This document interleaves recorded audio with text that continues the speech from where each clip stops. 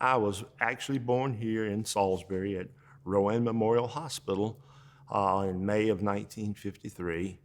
Uh, have essentially lived here all of my life except for 7 years at Chapel Hill when I was in school and 3 years in Raleigh when I worked with the Justice Department. But beyond that, I have practiced law here for 42 years now.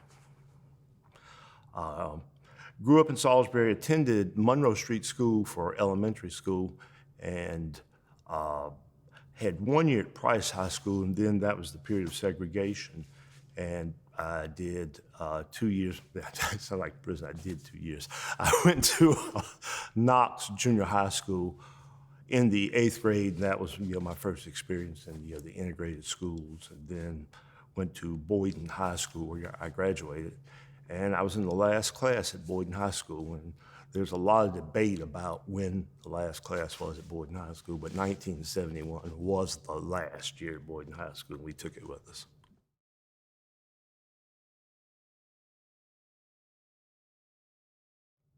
I grew up in the church community, and that was the norm in the 50s and 60s in the black community, because it would be hard for someone who didn't live then to understand that at that time, Salisbury had 3 television stations, 2 in Charlotte initially and 1 in Greensboro, and 2 of them were CBS, so you watch 2 or 3 depending on the weather conditions. Sometimes you get channel 2, sometimes channel 3, so that you were not relying on the media for your social life, and the church was a tremendous part of the activities. I grew up essentially at Morris Chapel AME Zion Church, and in the summer, a big thing was their 2-week summer school, Sunday school or vacation Bible school, I think that's what they called it. And there were probably 300 children or more who would be there for 2 weeks. And the teachers at the Vacation Bible School were essentially the school teachers from the various churches who would be there. And that was a big deal. And at the end of the 2 weeks, typically at the closing Sunday, all of the parents would come, and there were awards given out, and the kids who'd worked on projects would present the projects and things of that nature. But so much of the life of the community centered around the church.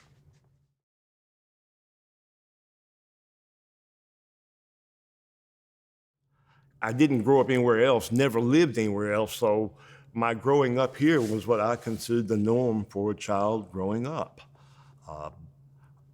I am fortunate in that my mother did not work outside of the home until I was old enough to go to kindergarten. She was a school teacher and had attended Livingstone College, had her undergraduate degree, teaching degree, and was eligible, but back then, mothers stayed at home, and the good mothers were teaching their children. They were essentially the kindergarten. And because I remember when I began the first grade, most of the kids were about 2 years behind me. I don't think that the other children caught up to me till about the 3rd grade, because Mom had nothing to do, and she was a school teacher. So, she taught us all day. We learned to read and write, and the things that the less fortunate children couldn't do, and the schools had to really start at the beginning with them. And so I remember, at least the 1st grade as being, kind of, boring, which caused me to get in trouble from time to time because I was not as engaged as the ones who were learning things for the first time. Salisbury was unique at that time because Livingstone College was here, and so the black community was particularly literate. And so there was probably more of a rigid social structure among the African Americans in Salisbury that you would have found in the typical small southern town. People who you would associate with were often the children of instructors, professors, and professional people at Livingstone College. And because the college was here, at that time,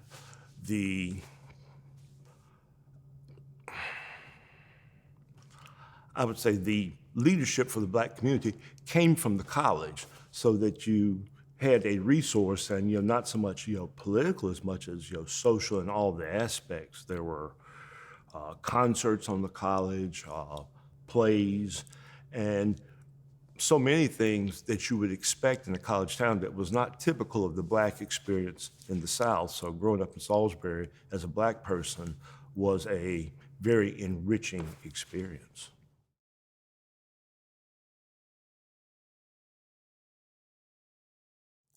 I know historically about Jim Crow, but it was not a uniform thing throughout the South. And to the extent that I experienced it here in Salisbury, I don't know that I had the complete and genuine experience, because in addition to having Livingstone College in Salisbury, in the early 50s, about 1952, 53, somewhere along there, the Veterans Administration Hospital came here, and it was a large psychiatric hospital essentially at that time, but now, of course, it's a general medical center for veterans. But at that point, my father was employed there. He was a chef in the kitchen.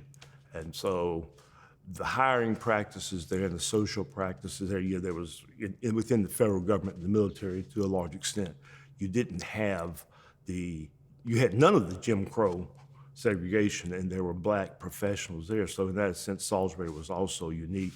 So I think that my parents probably shielded us from a lot of what black people would have, black children would have experienced in other places. I remember, oh gosh, a lot of names. My father's friends from the hospital were black and white, and he was a very gregarious person. And he socialized with as many of his white coworkers as his black coworkers, so that other than going to school, my associations were mixed across the community. So I didn't experience the outright harshness of the Jim Crow era to the extent that was probably prevalent throughout the South, and that is largely because of the VA hospital, and that did so much to change the culture of Salisbury, from what I can tell.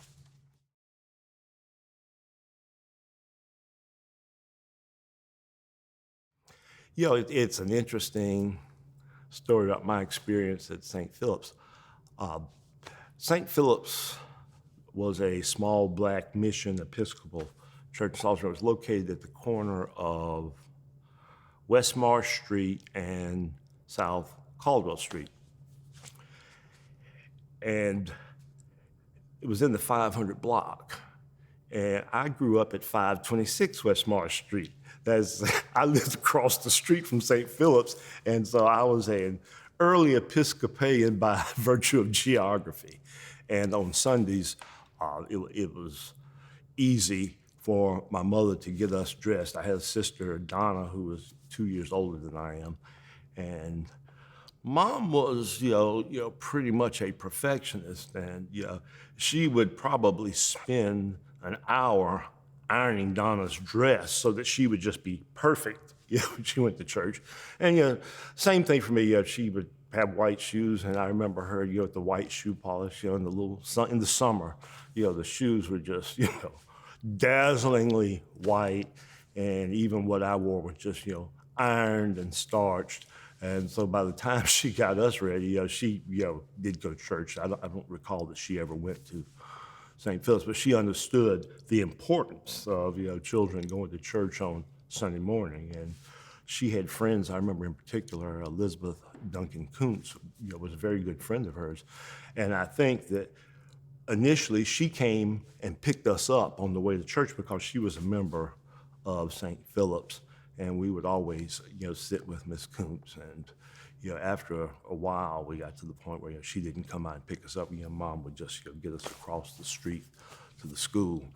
And to the extent that we thought that we were supposed to sit with Miss Kuntz. And remember one Sunday that Miss Kuntz had some other people, when she brought them, there wasn't a lot of room on the pew, but Donna and I didn't know that we could sit anywhere else. And we just squeezed on in, and the other people realized that we were going to sit there, and we did. So I guess I can have a little sympathy with people as they get older, insisting on sitting on the same pew every Sunday. So I will be very generous and understanding of people who feel like, you've taken their seat. I will now understand and move.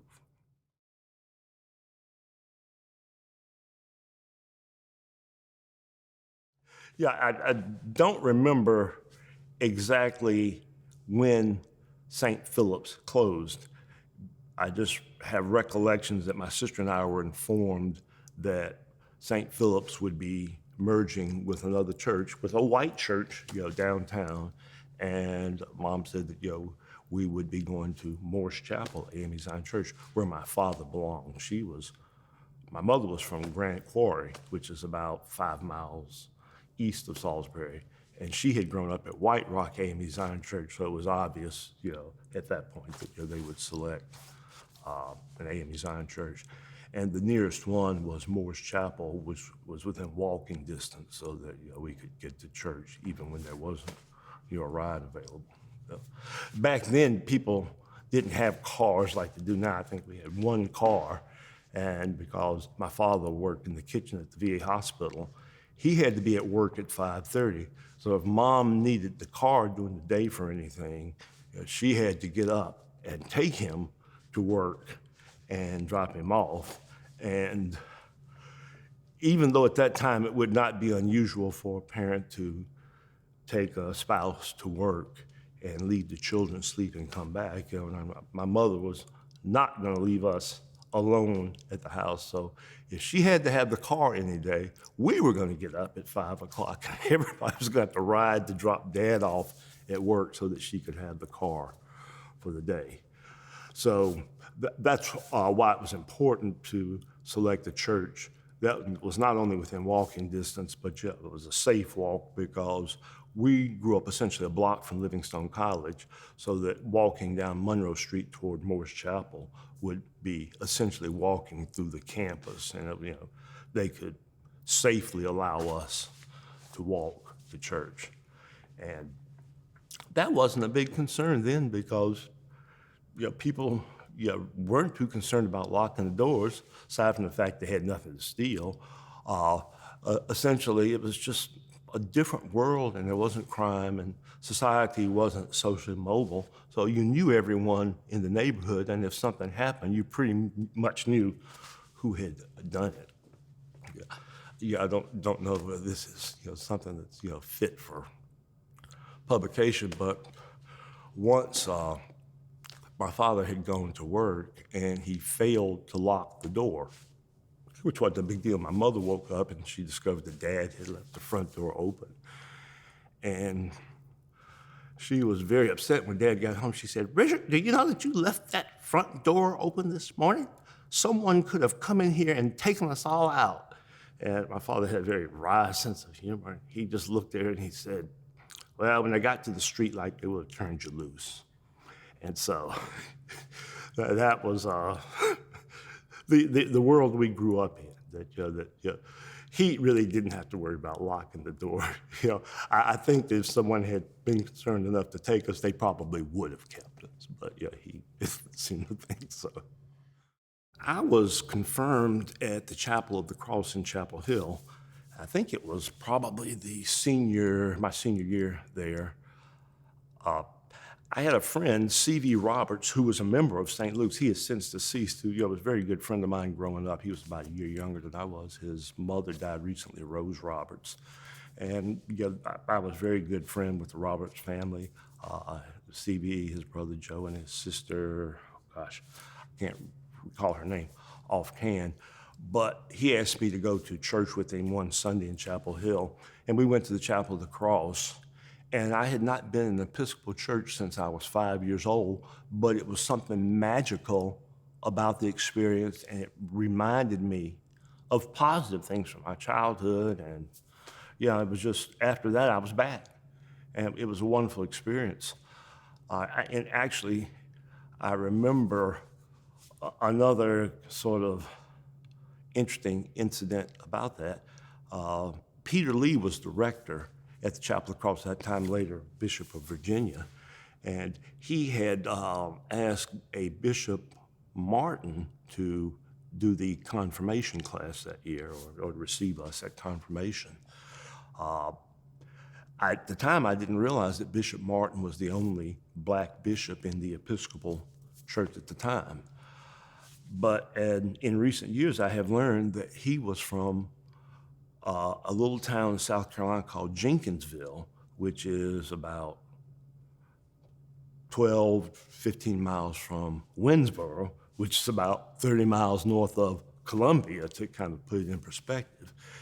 And in that little town, there were basically two tracks. Either you're an Episcopalian or you're a member of the AME Church, as opposed to AME Zion. They're actually separate denominations.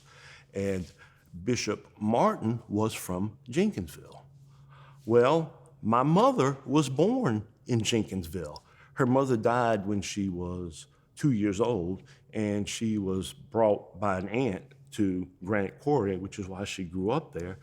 But she was a Martin before she married my father, and it turned out that I had been confirmed at the Chapel of Cross by a cousin and didn't realize it till 30 years later. You know, I don't even remember the first time coming here, because once I had become an Episcopalian in Chapel Hill and I graduated, well, naturally, I just came and I was warmly received. But of course, having gone to school here, I probably knew half of the congregation socially or through their children or otherwise. So I was just kind of just going to a different church. But yeah, I did not feel at all unwelcome. In fact, I felt very welcomed, and have remained a member here ever since. And and love St. Luke's. It's a very warm, welcoming place, and probably the most integrated congregation in Salisbury, having probably been the first integrated church in Salisbury. And that's what, one of the things I like about St. Luke's. The Episcopal Church is, considered a mainline denomination, but really I think it's pretty much the cutting edge as far as social progress. And I've found, St. Luke's, always sort of at the cutting edge of, social questions. And, it's a congregation where people are very tolerant. And I would think that there are probably members of the congregation that don't agree with everything that goes on here, and that some heartily agree with everything. But there's a cohesiveness among the members and a love among the members that, despite political beliefs, social beliefs, I think on Sunday morning, at least for an hour, we are all in union.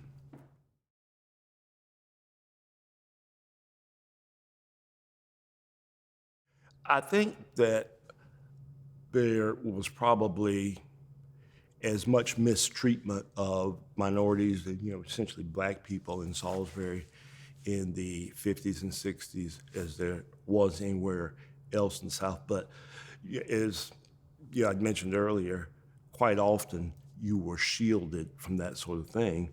But there was the reality that if you went to the train station, there was a separate waiting room for colored people. And at the bus station, same thing. If you went to the stores, there were colored restrooms at the 5 and 10 cent stores, colored restrooms, and there was this separation, colored water fountains. But you would look back on that and think about what a horrible thing it was. But we also had the experience of going places where there were no facilities at all for colored people, so that it was a measured sense of discrimination. But if that's all you had ever known at that point, the people would actually have considered it social progress, the fact that there was a colored water fountain, that there was a colored waiting room, that there was a colored restroom. And we look back on it now and say how horrible, and it was horrible, but what it really points up is that how dreadfully horrible it was in other places, that no concern was even given for someone who might need to use a restroom on a trip to town, and merchants had no consideration for their black patrons. But interestingly, that wasn't a tremendous problem because black parents knew that if you were going to town, there was a possibility there might not be restroom facilities. And my mother would never let us, drink beverage or eat or do anything about 2 hours before we went to town because, there was always the possibility that you might have to use the restroom with that, so that essentially we never had to go because mom made sure, everybody had. And the last thing she'd say before we left the house, she said, "Has everyone gone to the bathroom?" And that was sort of an accommodation that, that was part of everyday life for black people. You just had to have workarounds for all these things.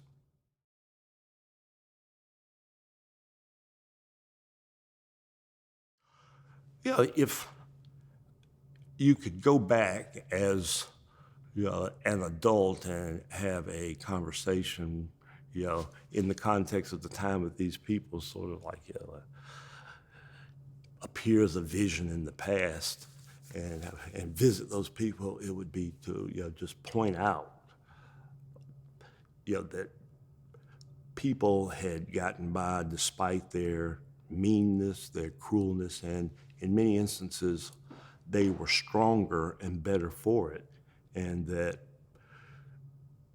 it would be almost as if you could go back to the 50s and bring those people to the present day and show them how much better people are and how it's not race is not largely an issue in the sense that it was then, and the progress that was made, and let them look back and see how backwards they had been, how irrational their behavior had been, and how God must have looked at them and hoped that they would realize that, they got some splaining to do.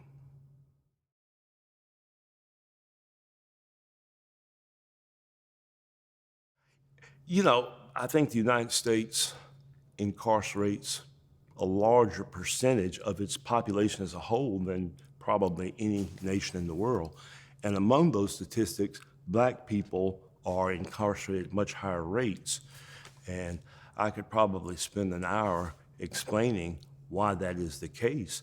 But put in a nutshell, we need to look at the types of things that are made illegal. And essentially, the legal structure in the United States throughout the years has almost made it a crime to be black. A good example would be crack cocaine. Over the years, the penalties for having that were so much harsher than for powdered cocaine. And of course, crack cocaine, powdered cocaine, it's cocaine, but crack cocaine was largely used in black and minority communities, and the powdered form was used by the white community, upper class community. It was in powdered form, and it was kind of socially acceptable as a chic thing to do. So that essentially, you have the same behavior going on, but the laws are tailored in such a way that black people were and are disproportionately punished for the same behavior. And that's where systematic discrimination, mistreatment, and inequity flows into the community, because we no longer look at the activity that's going on, we look at how it is accomplished, and more or less we punish the process of committing the crime more so than the crime itself.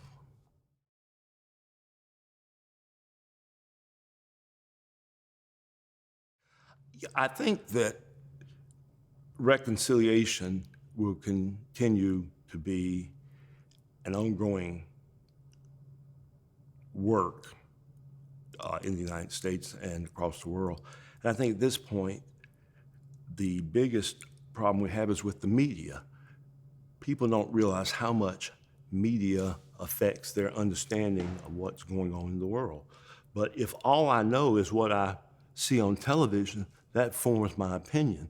And I think that's true across America.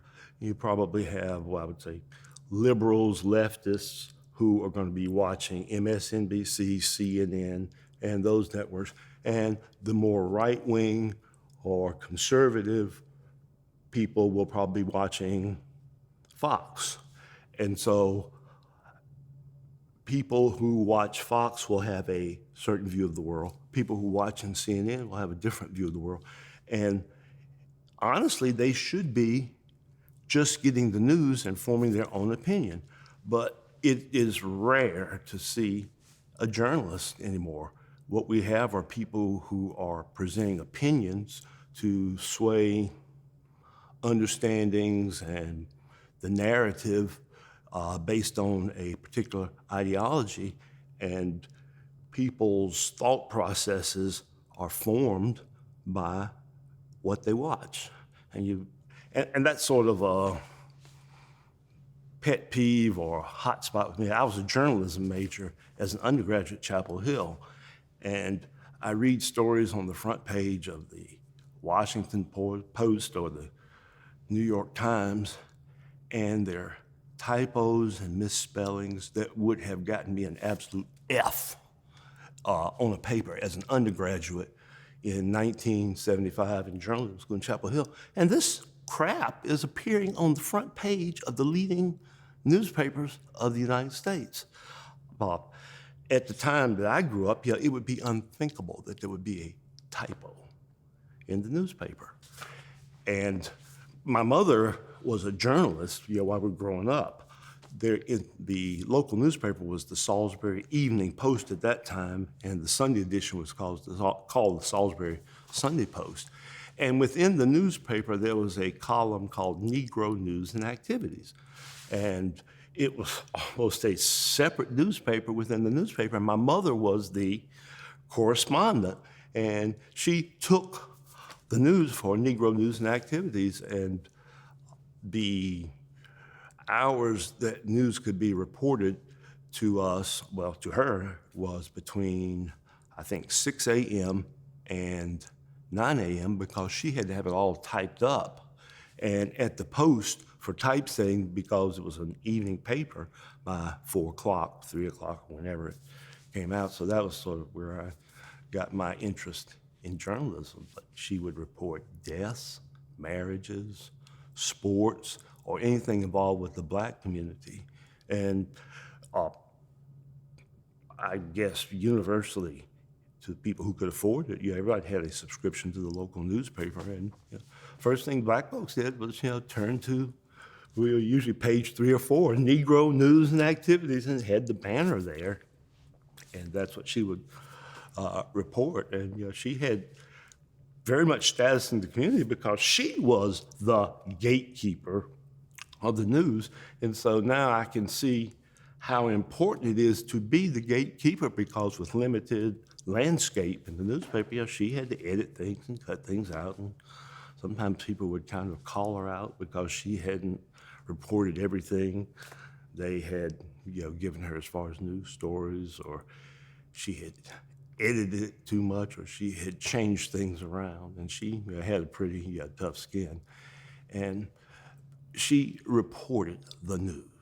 And that's what's missing today. There's no news reporting. It's just selective use of, I wouldn't even call them facts, anecdotes that are used to support the narrative of the quote reporter, who is not a reporter, who's more or less a talk show host masquerading as a correspondent. And that's what we have today in journalism, and that's, I think, why society is so divided, because people are being subtly manipulated by the media and losing the ability to engage in critical thought, form their own opinion based on unbiased facts. When I was in school, in journalism school, it was like reporting the news. I think the model was sort of a triangle or a pyramid, where basically the story spread out, but initially it was just the facts, man, just the facts. Who, what, when, where, and how. And that is completely missing from news today. Not the critical facts that people need to make a decision. And another thing that I remember from journalism school that was absolutely critical was the use of sources.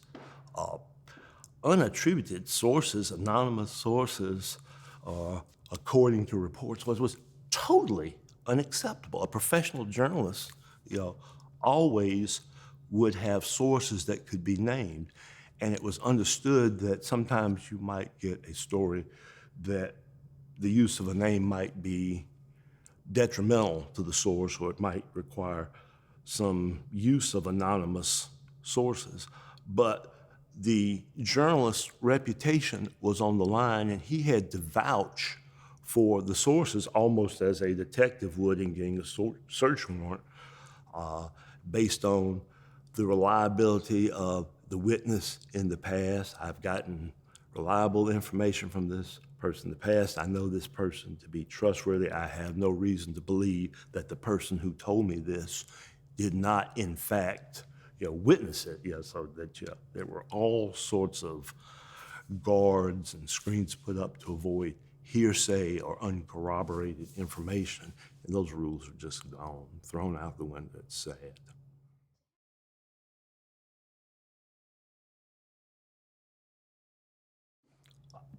One word: honesty.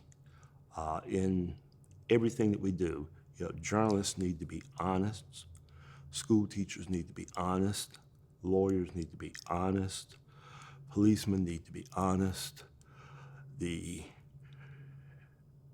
waitress, waiter, wait person at the restaurant needs to be honest, and it's just a sense of personal integrity. And I think that will be the only solution until people feel that they have a personal responsibility for all their actions. We will not heal. And part of that is not looking at groups of people stereotypically or with preconceived notions, but meeting every person one-on-one, face-to-face, and realizing I'm talking with this individual. This is either the most wonderful person in the world, the most evil person in the world, or somewhere in between, but I have no idea, and I'm going to find out.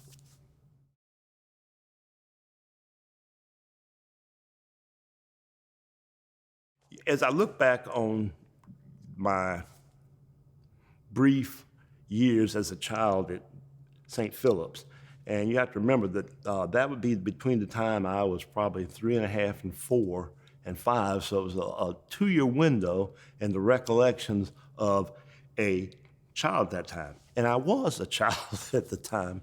I remember that there were some unique and interesting things going on there. Every summer in Salisbury, they had what was called the soapbox derby. It was a big thing in the 50s where young men, I don't think girls were allowed to participate at that time, doubt that they would have wanted to, but they would make a soapbox racer, and essentially it was plywood, and they would get wheels, and there were regulations on it. And you would start top of the hill, and it was all gravity, so it was really a matter of making the sleekest vehicle, polished, and make sure the ball bearings were oiled on the wheels and that sort of thing, and you just race down the hill, and everybody went. But I remember that no black person, no black boy, black young man had ever participated in that. And one of the men, well, he's a man now, and an accomplished gentleman, I think he's retired. His name was Cecil Simpson. His mother was Eloise Simpson, and she was an instructor, a professor in music at Livingstone College. And his father was also a professor at Livingstone College. And they had Cecil had a grandfather, Isaac H. Miller, who was, sort of a driving, force in the community, and he was always doing innovative things. He started a black credit union in the probably late 40s or 50s, and was always involved in things, to better the people. But as part of his legacy, and I guess the leadership in the home, Cecil was encouraged to be the first black boy to participate in the soapbox derby. And St. Philip's was the sponsor. So on his little card it said St. Philip's Episcopal Church. And he didn't win, but I remember, for years after that, at his grandfather's house on the front porch on West Monroe Street, that little soapbox derby racer was out there. And it was sort of a reminder to everyone who passed by, that, you need to participate. It's not really important to win. It's important to participate, to be a part of. Winning is just sort of the cherry on top of the whipped cream, on top of the ice cream, on top of the cake. It's the whole experience. And it's great if you get the cherry, but most importantly, you need to make sure you get a piece of that cake and get a piece of the icing, get a piece of the whipped cream. And, you've got, 90% of it. If you get that, and that 90% is participation. But even after St. Philip ceased to be and had merged with St. Luke's, that little race car from the Soapbox Derby in what must have been the late 50s or very early 60s was out there. And it always reminded me when I went by that the fact that these things were assumed to be white events didn't really matter, that you could participate in anything and you could do anything. And Cecil didn't win, but in the larger sense, he is the greatest winner, because today I can't even tell you who else was in it, who won it, but to this day I remember Cecil and his determination and sticking with it when no one else would even try.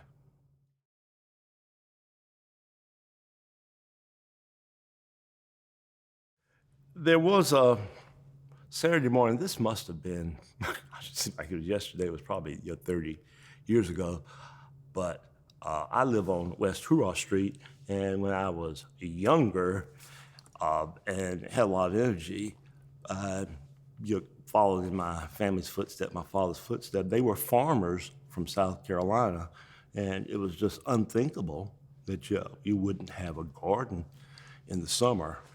And I remember that I needed fertilizer, seeds, probably seeds, and I went to Double O Rufty's, which was sort of a local place where everybody went to get their gardening supplies. You never had air conditioning, just wide open Southern general store, probably the last of its kind. And one Saturday morning, I went to, I was probably buying some okra seeds, as I recall, or it would have been Kentucky Wonder beans, because there were only certain things that my father, thought it appropriate to grow in this area. And coming from a farming background, I generally took his advice on those matters, even if I didn't on other matters. But on that particular Saturday morning, there was someone that I think was from this church, sadly, or either someone that I knew from the legal community. And I spoke to them, and they didn't speak to me and looked at me strangely. And then I realized that I didn't have on my lawyer costume, which was, starch white shirt, dark suit, polished shoes, and that sort of thing. But I had on overalls and just looked like a common black person who'd come in from the country. And until, this person recognized who I was, refused to speak to me, because, a person of social standing, wouldn't speak to, just a common black person on the street. And that was sort of, a wake-up call for me. It was something that I remember that I may have gotten better treatment in Salisbury because of the costume that I was wearing on a day-to-day basis and not who I was.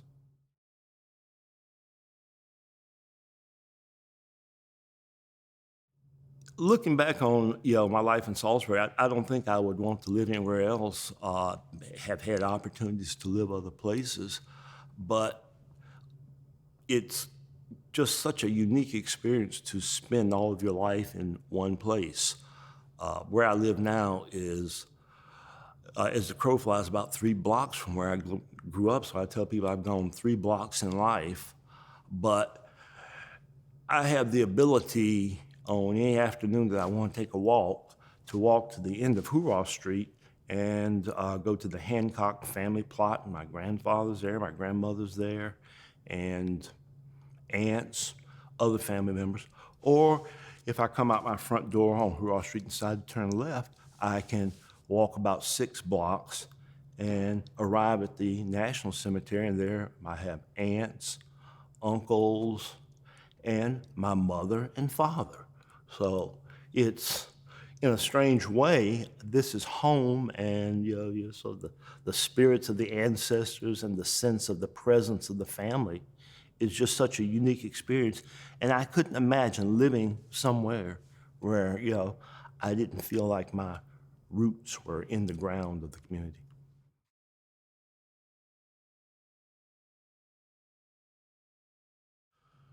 There's something that black folks will rarely talk about outside of the community, but every child will remember the day that they realized that they weren't white, because you grow up watching television. In the 50s and 60s, there were no black people on TV. And to the extent that there were, they were in minor roles or subservient roles or stereotypes that Hollywood wanted to reinforce. So as you're sitting there growing up watching TV, you don't realize that you aren't white. And then one day, you find out that you're not. And I think the day I realized that I wasn't white, well, I must have been about 5 or 6 years old, because it was about time to go to the first grade, and I was talking to my mother and said, well, I want to go to Frank B. John, which was the white school that was nearest to me at the time. And she said, well, no, Darrell, you can't go there because colored children, black children, I forgot what we were, I'm not sure. My birth certificate says I'm colored. My school records say I'm a Negro, my high school records say I'm black, my college records say I'm African American, and I have to check regularly to see, I think I'm a person of color at this point, but I am who I am. But Mom, told us that, no, you won't be going to, Frank B. John, you're going to Monroe Street School because that's the colored school. And she's explained, and you had to have that talk. We think of, dads taking their sons aside and telling about the birds and the bees, mom taking the daughter aside, talking about the birds and bees. Well, long before that, black parents have to take their children aside, or at that time explain to them that, well, in the world we live in, black people are treated differently. And you have that, awakening, and, you've been protected up until that point, but one day, parents, have to tell you that, well, you are different, you will be treated differently, and expect this. And for a lot of kids, it happens a lot earlier, but we were protected. My parents, would shop at, the store was Winn-Dixie at that time, and the people were very, friendly to everyone there. And so there was nothing that happened at the grocery store to give us any indication that, and I wouldn't say that we weren't white, but we just we didn't think we were necessarily white, but we didn't think we were different. We didn't think it made a difference. But you reach that point, and if you pull any black person aside who grew up in the 40s, 50s, 60s, they can probably look back and tell you with remarkable clarity about the day they realized that they weren't white.